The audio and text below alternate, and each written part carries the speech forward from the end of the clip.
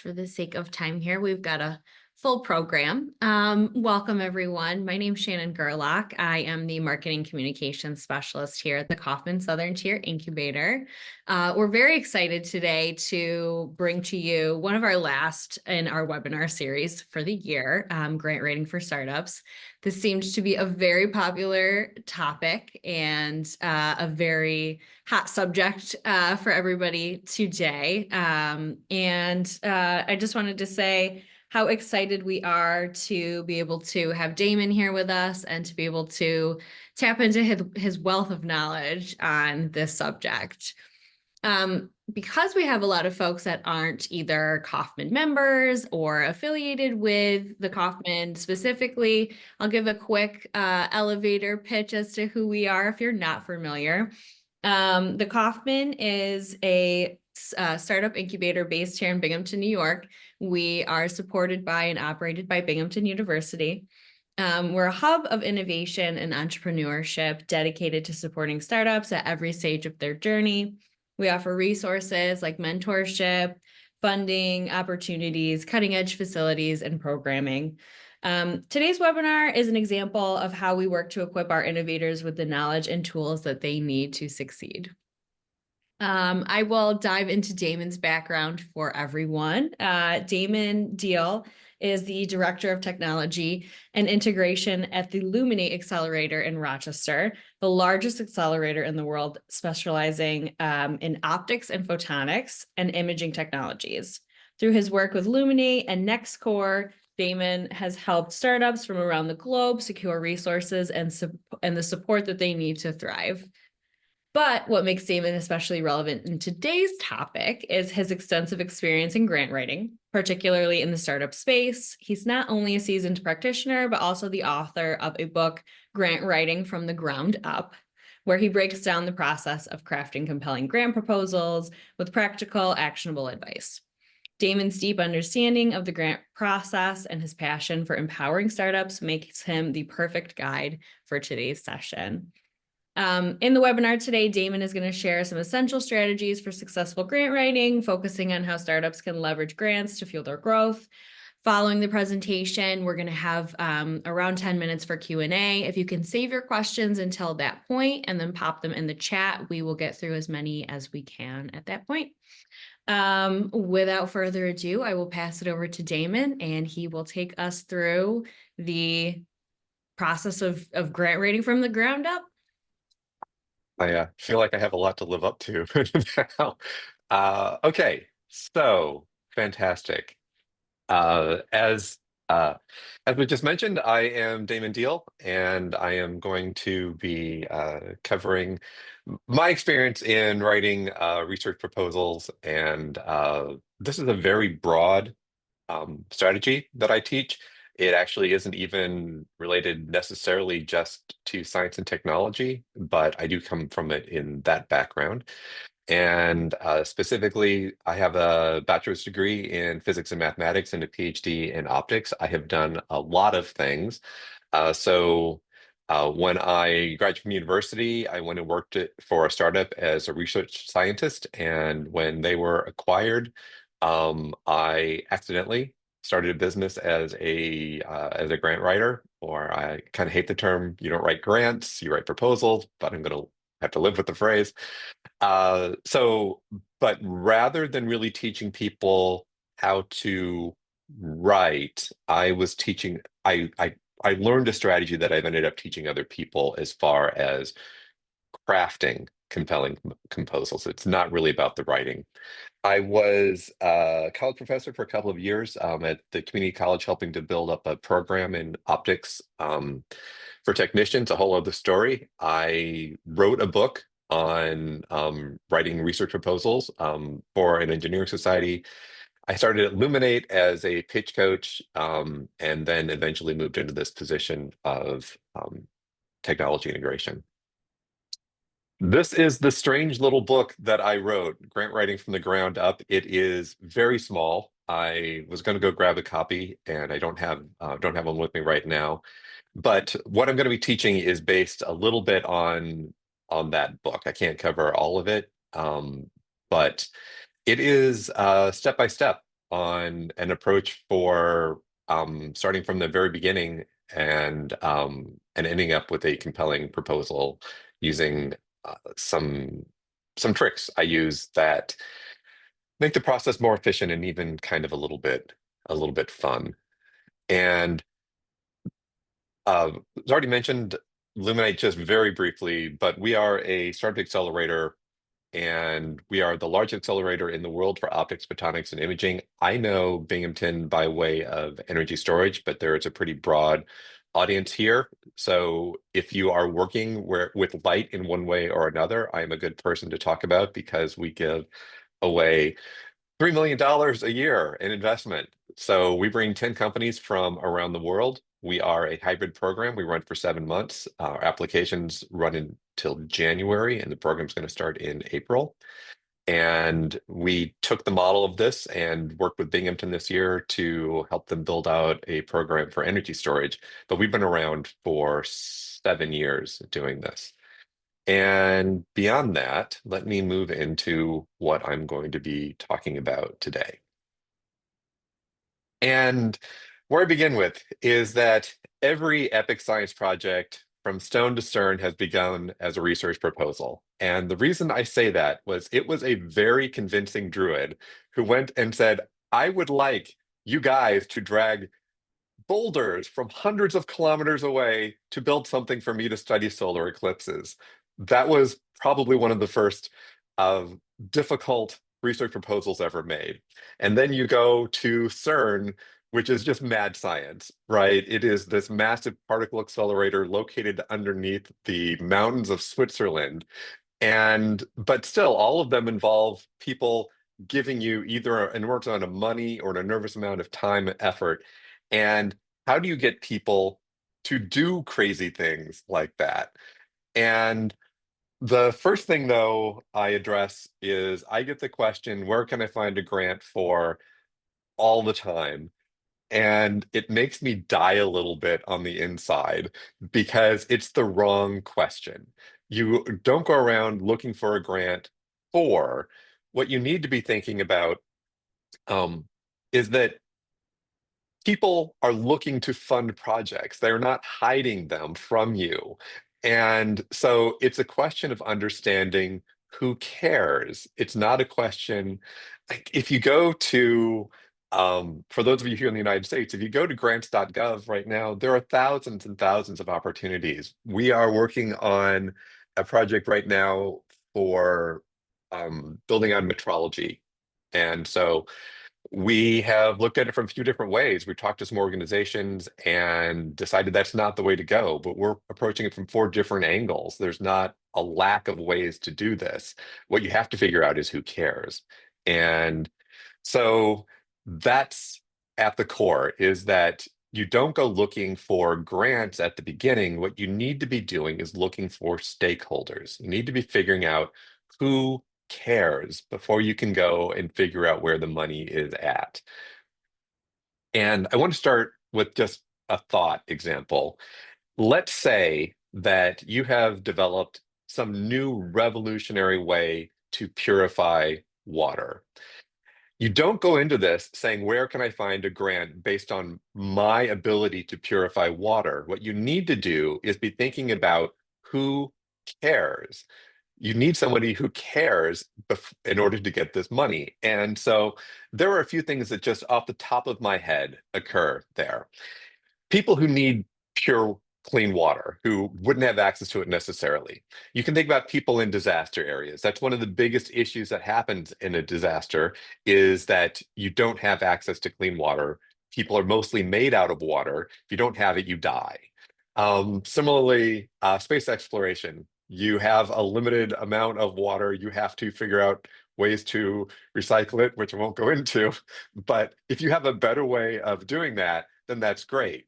And then also military deployment is all about supply chains, right? And so the ability to have access to clean water is really important. So if you had a way that could make processing that more quickly, that's valuable. And that to those groups of people too. So once you've identified some people who care, who have a deep interest in this, then who would give you money to solve the problem for these people?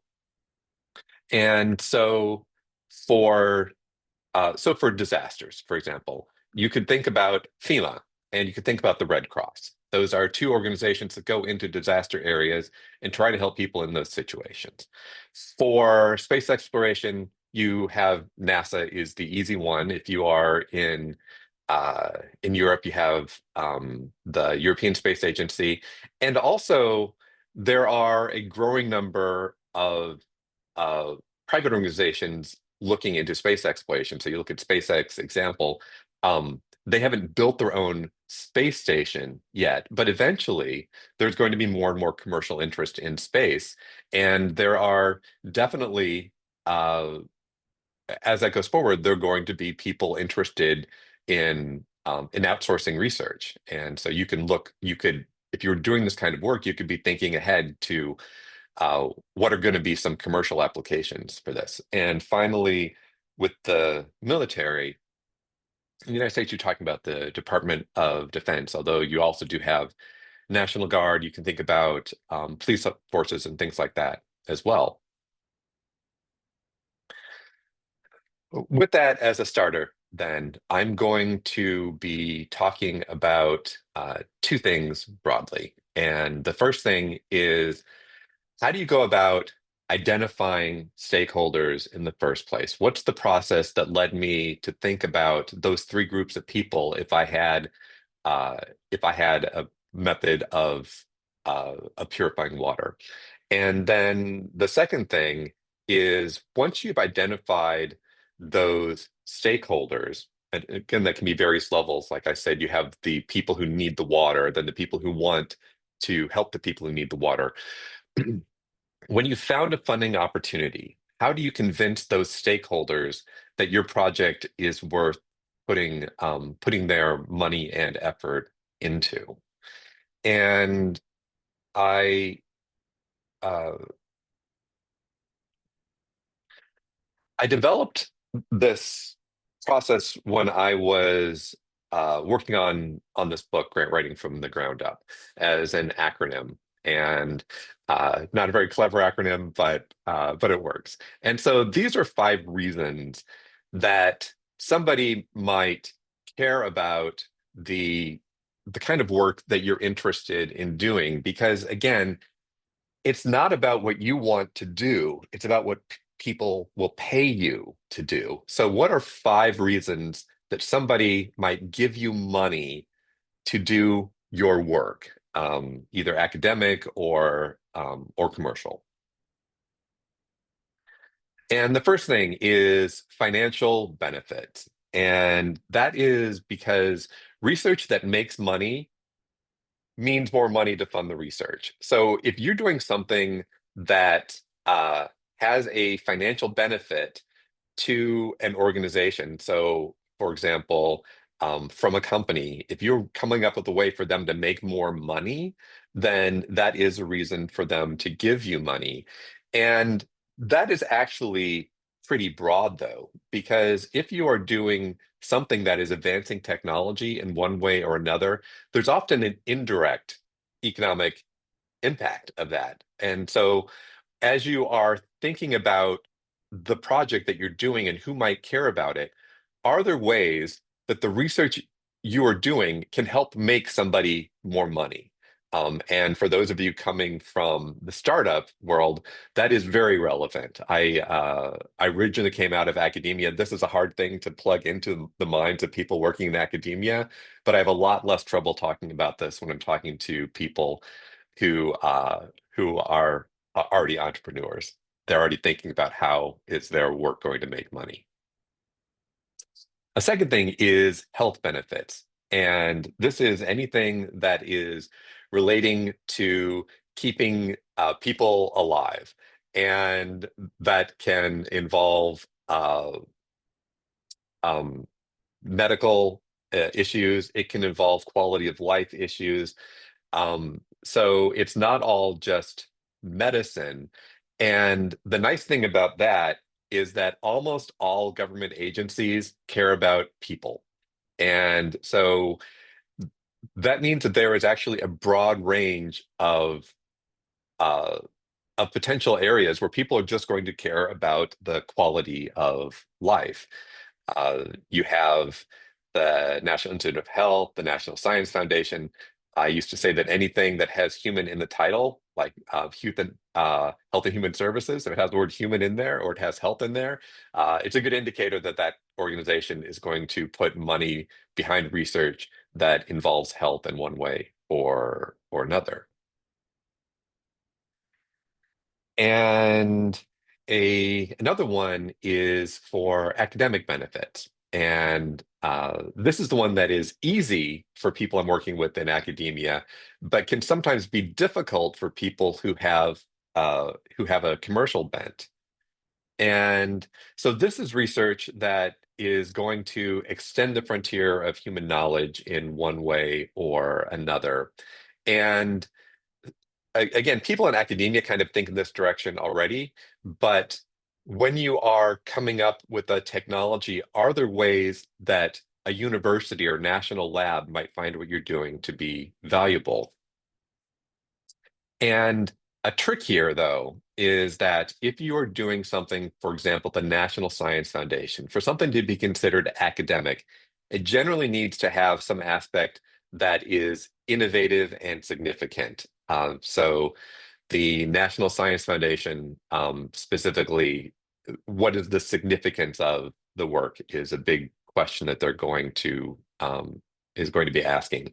How is this work very different from what's been done before? And I'm going to actually use the National Science Foundation later on because somebody asked a question about, well, uh, how do you get National Science Foundation's attention when you are applying for a grant for them? So I'm using that as a specific example later on. My usual example is NASA Innovative Advanced Concepts, and that's what I use in my book, by the way, because it's called NIAC, and they are the mad science division of NASA and of the federal government. If you have a crazy idea that might relate to space exploration, then they are the people for that. But for later on, I'm going to be talking about the National Science Foundation. For S, this is security. So this is broadly speaking things that make people safer. And the typical thing people think about is in terms of military and spy stuff, right? And so in the United States, the Department of Defense is the largest funder of research by far. Like if you add up all of the federal research budget, almost half of it is defense related. And uh, but that isn't all about making weapons. It is about security. So there are that's actually how I got my start with research grants. Is that we were working on methods for measuring measuring optical surfaces, and it turns out that there were lots of applications for that within the Department of Defense. But I know some of you are already familiar with the Small Business Innovative Research Project or the Small Business Technology Transfer Projects. And those are very, very broad. And again, Department of Defense, they've had, I've seen people win grants for comic book. So developing software to help people with post-traumatic stress disorder come up with ways to tell their stories. And if you were developing a system, a software platform for creating comic books, that may not have been your first place to think about some place that you could get funding for. But if you step back from your project and you start thinking, well, what are lots of ways people would care about that? That was one of the unexpected ones that I've seen. And finally, there is environmental benefits. And so this is research that is going to keep our tiny bit of the planet habitable. I do discourage people from saying things like save the Earth. The Earth is a big lump of rock and molten iron. It's been around for billions of years. It's fine. We have had no effect on the Earth. We only affect the little thin surface that we live on. And so when you're talking about environmental benefits, you are going back and you're talking about human benefits, or at least life on Earth benefits. And there are, again, lots of research projects that are going to have um, uh, when you're doing things for an environment, they can have indirect, but also financial benefits. So you look at solar technology, energy storage, which is a big thing in Binghamton. Yes, that is environmental benefit, but that has all kinds of significant financial benefits as well. It is, in the long run, aside from reducing carbon footprint, it's meant as a soft cost saver. Okay, and people were asking though, like, one, how do you find these stakeholders though? What I've talked about so far is my method of thinking about I have this new technology, I want to do it, who would care about it? But people always ask like more specific questions. So these are four things that I have done in the past to find particular organizations that might be interested in the benefits that I have identified.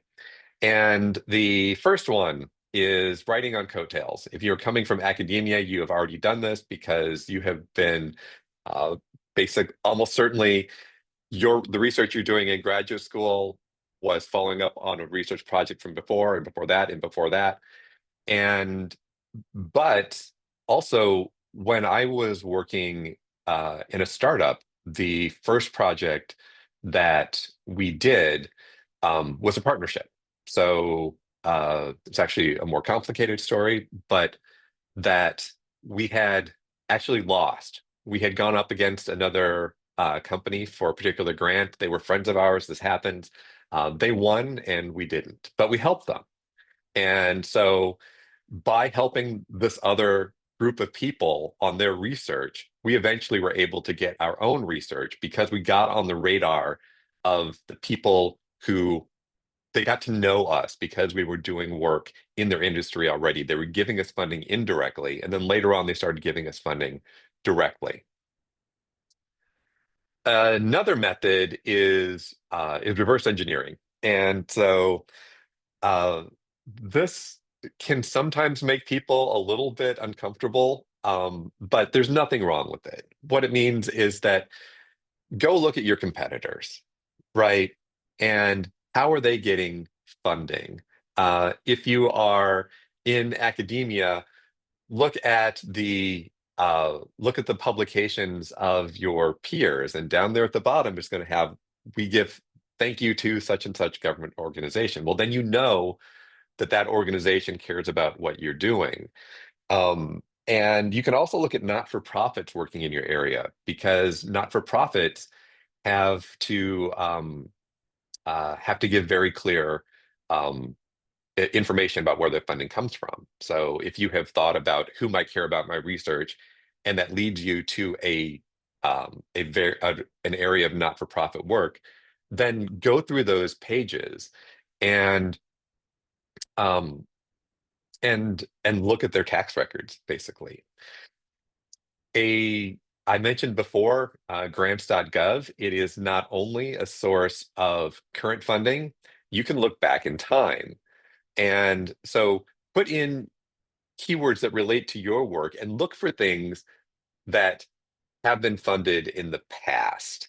Look for, uh, because what often happens is that that topic comes up again.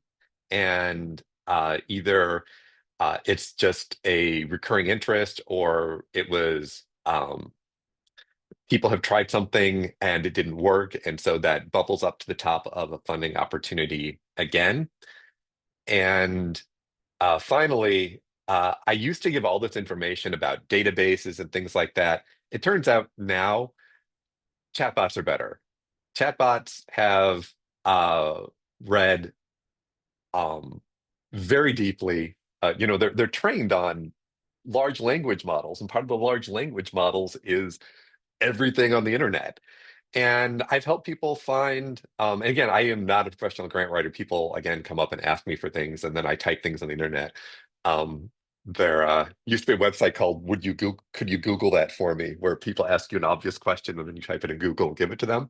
When people ask me for where can I find funding from, I sometimes just look at a chat bot and then they think I'm very clever when I find something unexpected. But yeah, chatbots are super friendly and they are going to take over the world and might as well get money from them as it is. Once you have found these people, though, get on their mailing lists. So National Science Foundation is an easy one.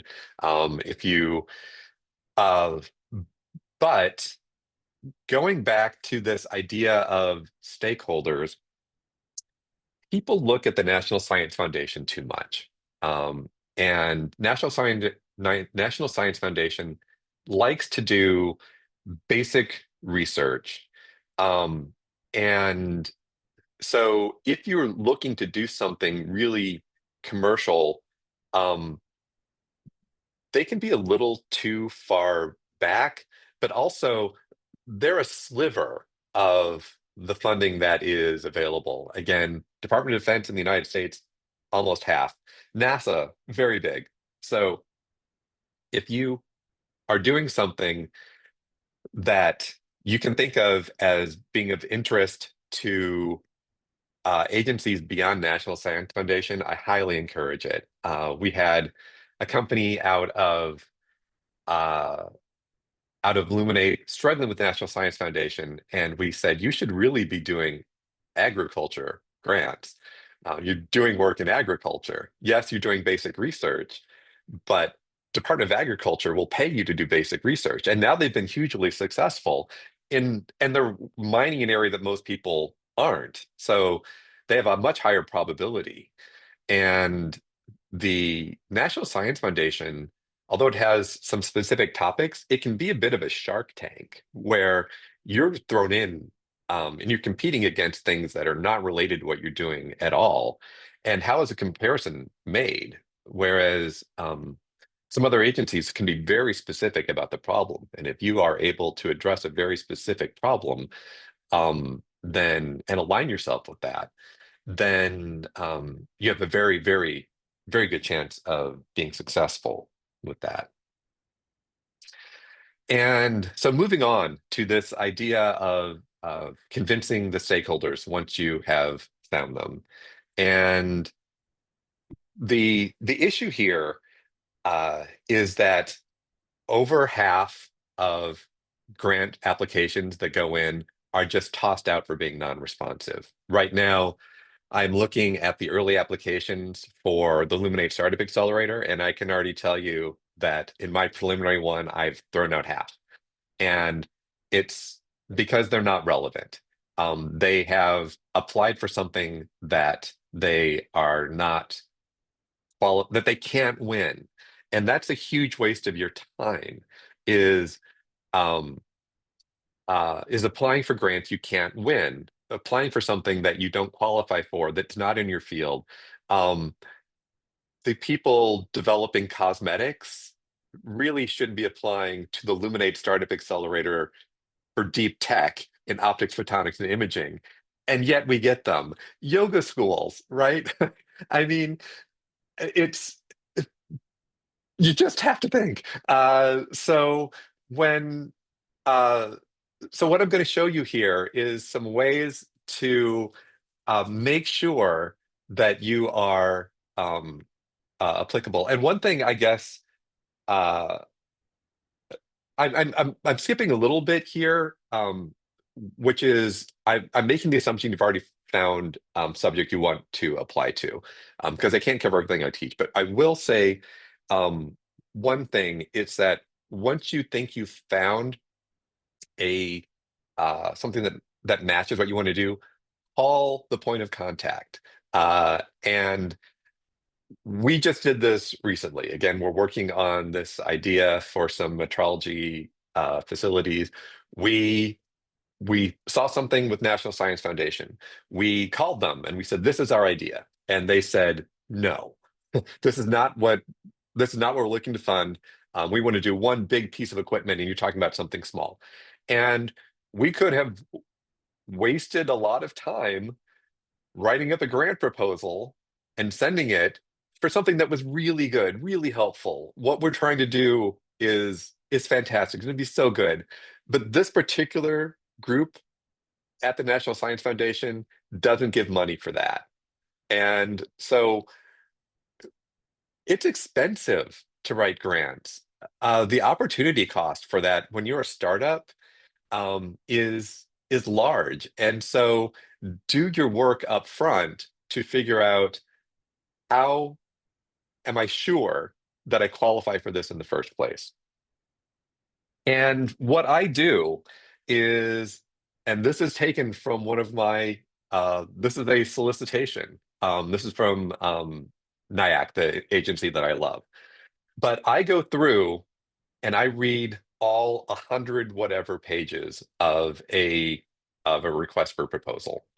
And I dig out all of the information I can find about what it is um, that an agency is interested in funding for this particular topic. And there are three things that I'm looking for as I'm tearing my way through these proposals with a highlighter and a red pen.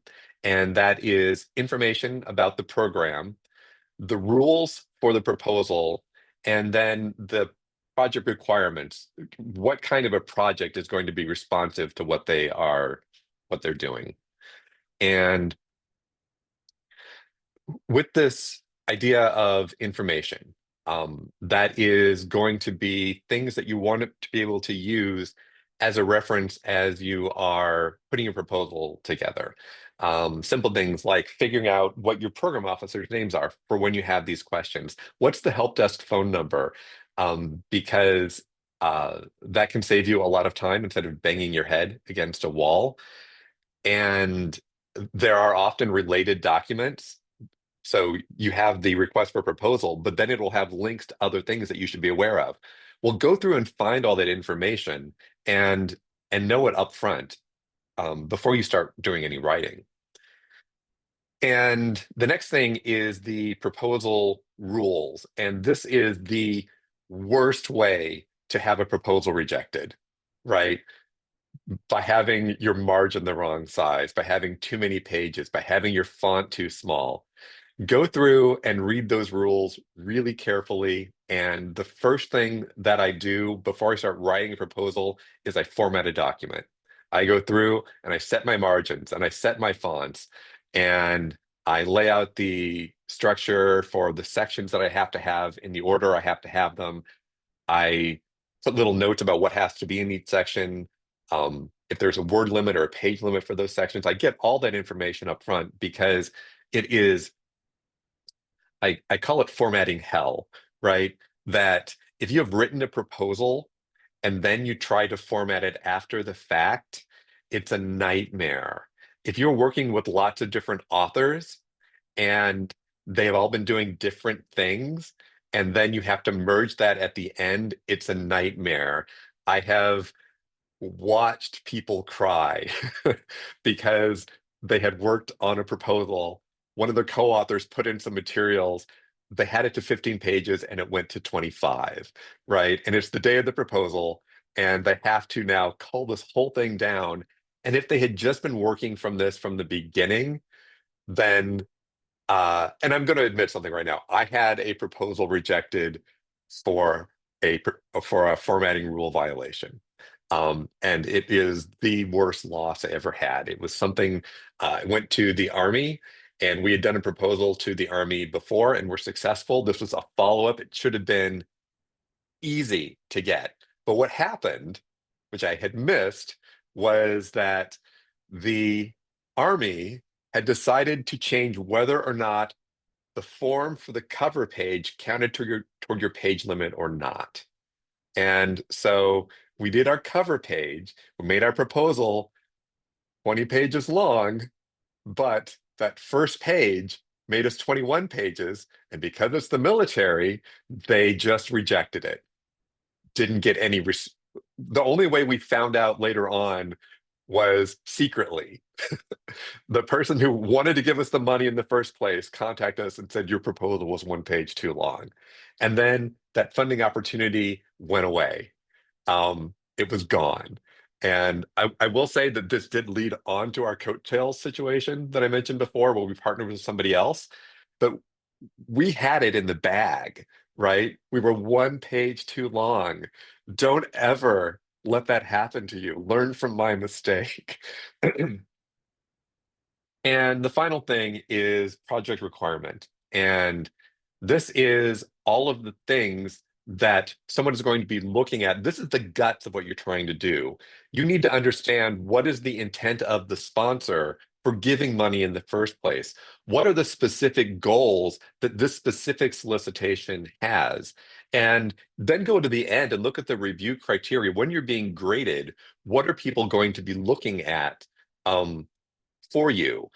And again, I go through, I highlight all that stuff and I turn it all into questions, which I think is what I've got here next. Yes. So right now, if you were doing an SBIR project, you have to put in a project pitch. And so somebody asked a specific example of, do I have tips on this? And so I'm going to walk you through these 4 points, which is what is your technology innovation? What are your technology objectives and challenges? What is your company and team? And what is your market opportunity? Before you can even put in a proposal to National Science Foundation, now you have to put in a pitch that is exactly these number of characters, by the way, don't go over, and hits on all the things in there. And so with the first one, the technology innovation, just to read this out loud, describe the technical innovation that would be the focus of a phase 1 project, including a brief discussion of the origins of the innovation, as well as explanation as to why it meets the program's mandates to focus on supporting research and development of unproven high-impact innovations. Okay, having read that, these are things that you need to do. And so you need to answer the questions: what is the technical innovation? What is the origin of the innovation? And how does the project meet the program's mandate? And specifically, how is your project unproven and impactful? Go through, write these questions out, and write out your answer to them.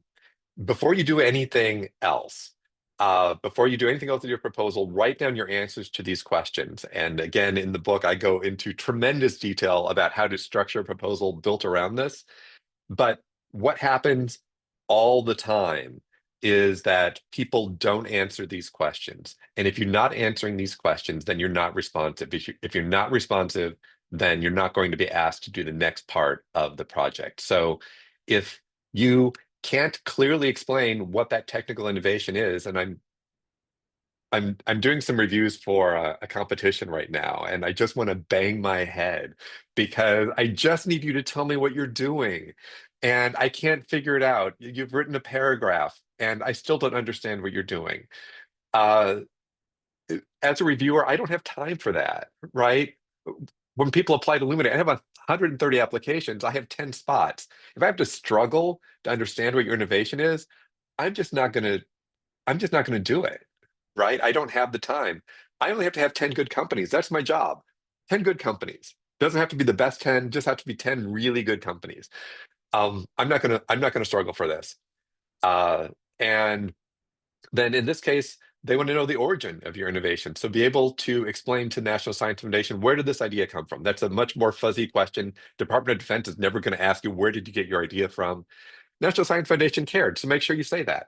And then your work, you need to be able to show that it's unproven and impactful. And since this is National Science Foundation, frequently you have to document this, right? You have to be able to say that that you've done a literature search, that no one has done this before. You need to be able to make a case that what you want to do is impactful.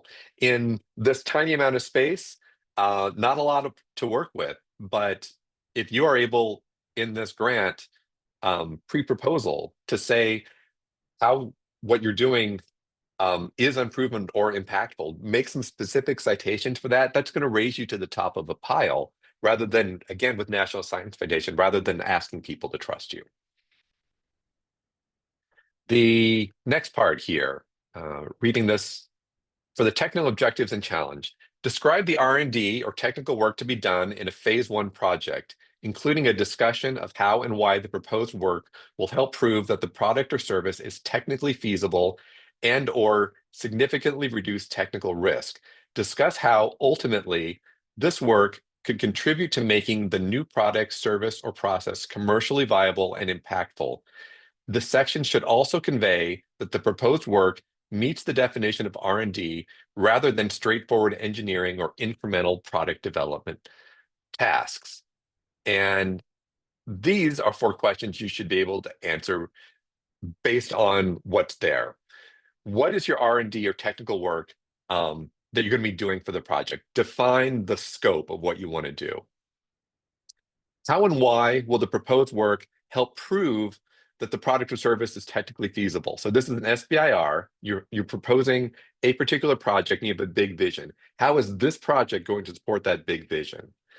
And then how is this going to help commercial viability? And for those of you, again, working in entrepreneurship, that's a big deal. And that's this valley of death situation, right? How are you going to go from where you are now to commercial viability? Can't cram a whole lot of that into 3,500 characters, but that means you need to think hard about what you're going to say. And finally, you need to make the case that what you're doing is not just engineering. It's not just incremental. Now, ironically, there are plenty of agencies where incremental is all about it. All they care about is safety. Department of Defense, some of the stuff that they're working, they don't really want you to be risky. They want you to do the next step. And so this is something specific to National Science Foundation. And somebody asked about the difference between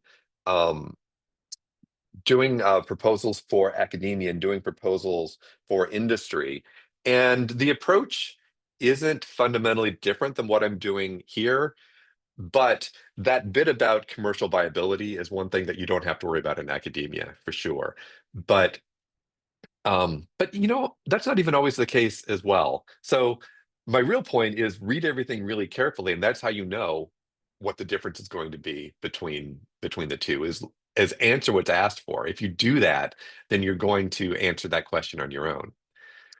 The third thing here is that NSF is asking for the market opportunity. Describe the customer profile and pain points that will be the near-term commercial focus related to the technical project. And that means you want to hit on these 3 things. I worked for I guess I didn't hit on that in my murky history. I worked for a marketing company for a while, actually. And so defining your customer profile, identifying what kind of person is going to buy the thing that I'm making and making a case that that kind of person is going to be interested in what I'm doing. In 750 characters, you don't have a lot of space to do that. So focus on it. I'm sorry, 1,750 characters, still not a lot of space. So focus on what you need to say within that area compactly. Identify the specific pain point that customer has. And you need to be making this case that this potential customer cares about this, and therefore National Science Foundation cares about this. NSF may not have thought about this before. You might be doing something really innovative and have to make a strong case that what you are doing, people really care about. And then the last thing here is what is the near-term commercial focus? And so this is really your path to market, right? You want to get, a friend told me that your business plan should always end with, and then we take over the world. And so in this case, what is going to be the first step toward taking over the world? The Tam Sam Sum, right? Those circles get bigger. You eventually want to control the entire world at the end. But what's the first thing you want to be able to control? And finally, information on your company and team. And a common expression is that people invest in teams, not technologies. And so National Science Foundation is asking right now, make a case for the quality of your team. So describe the background and current status of the applicant small business, including key team members who will lead the technical and or commercial efforts discussed in this project. That means that you need to specifically say, what is the background and current status of our company? Because there is a question of, are you fundable? Are you at the right stage to be funded by this grant? And then the background and status of the key team members. SBIR has rules about the participation amount of, and this gets very sticky with the STTR technology transfer, with the level of effort that the CEO is going to be putting in, that the academic person is going to be putting in.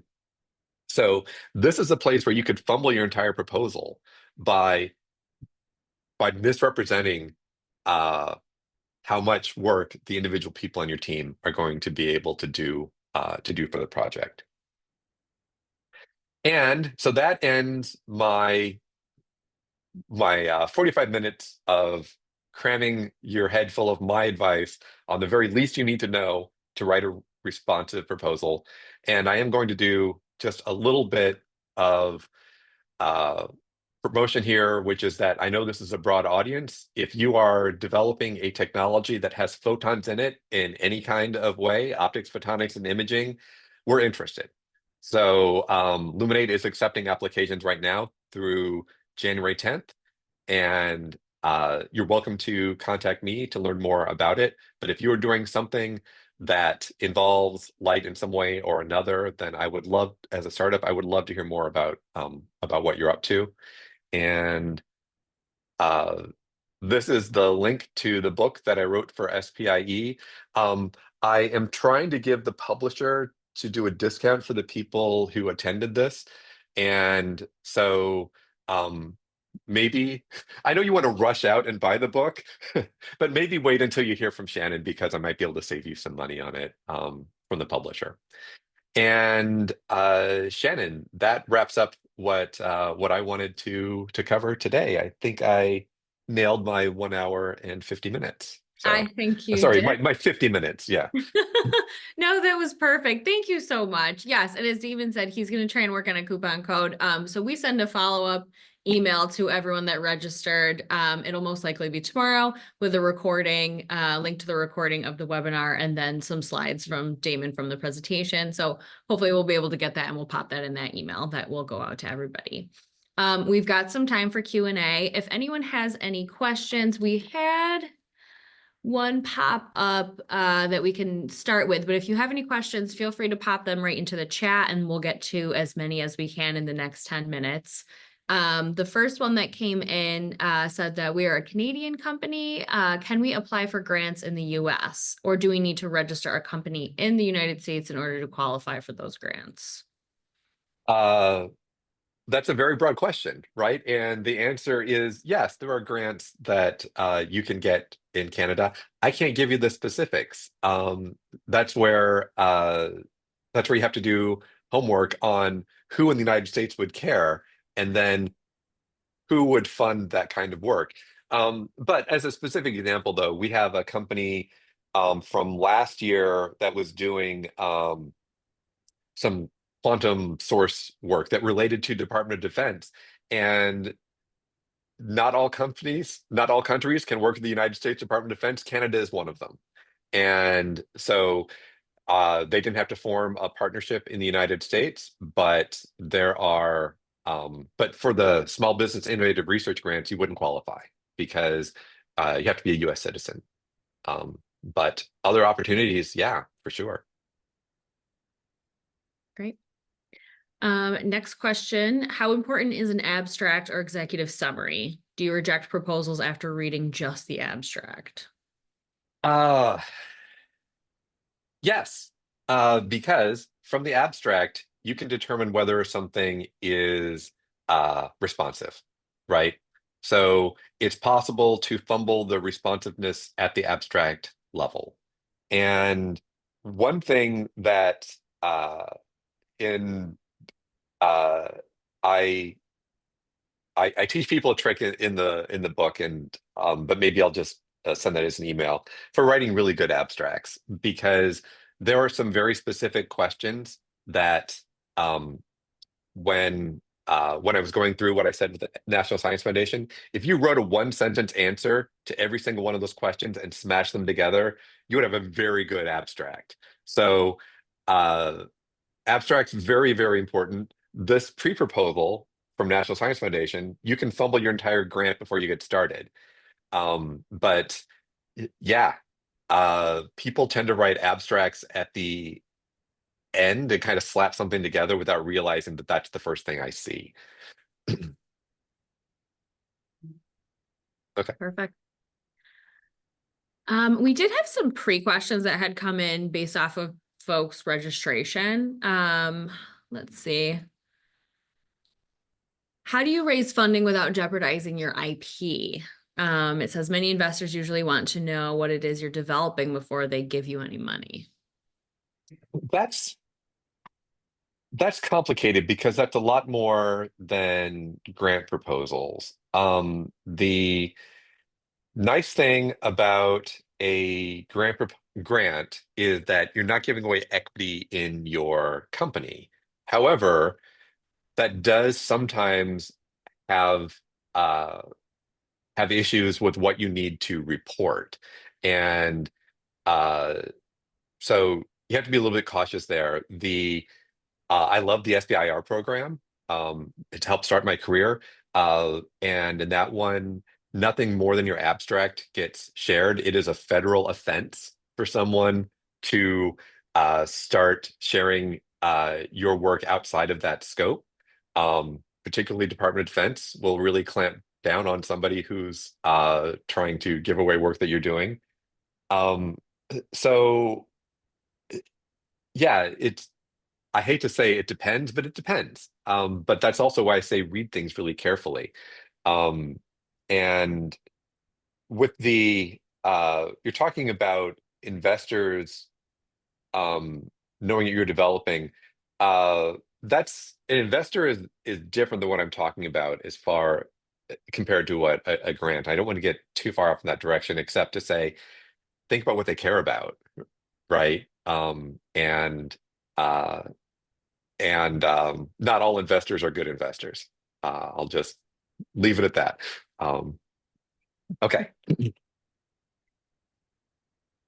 All right. We did have one more come in. Where can I find available grant money?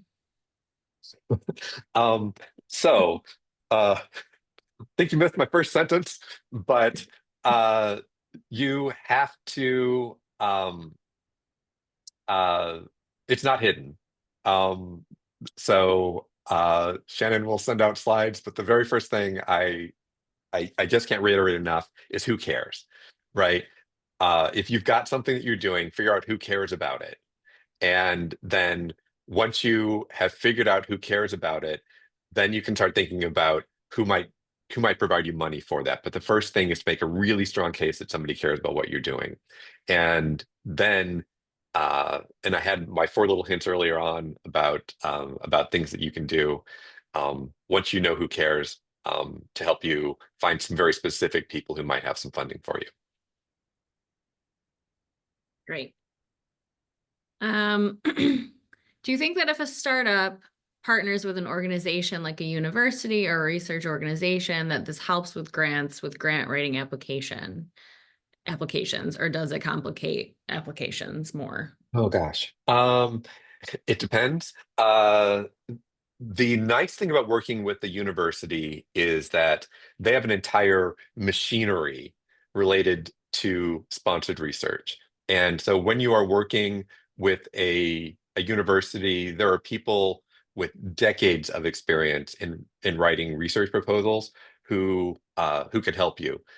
Um, but there are challenges. You can run into intellectual property concerns, to go back to what somebody else had asked before. When you're doing something university, if they're doing something um, it might be part of the university's culture that it has to be published. I mean, if you're working with a professor, their career is going to depend on publishing things. Are you doing something with them that you don't want to publish? And so there are, you have to balance that kind of stuff.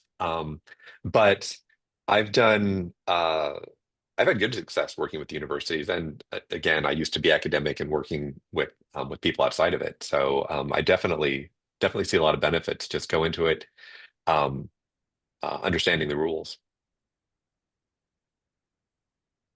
We are pro partnering with university over here in our Yes, the woods. yeah, I got to be careful to like, especially plug universities when I'm talking Yeah. for the university. Yeah, but Um, Shannon, that's your experience too, right? That people, um, I mean, there are all sorts of great advantages. You just have to think about intellectual property, and um, yeah, but usually it's a good fit.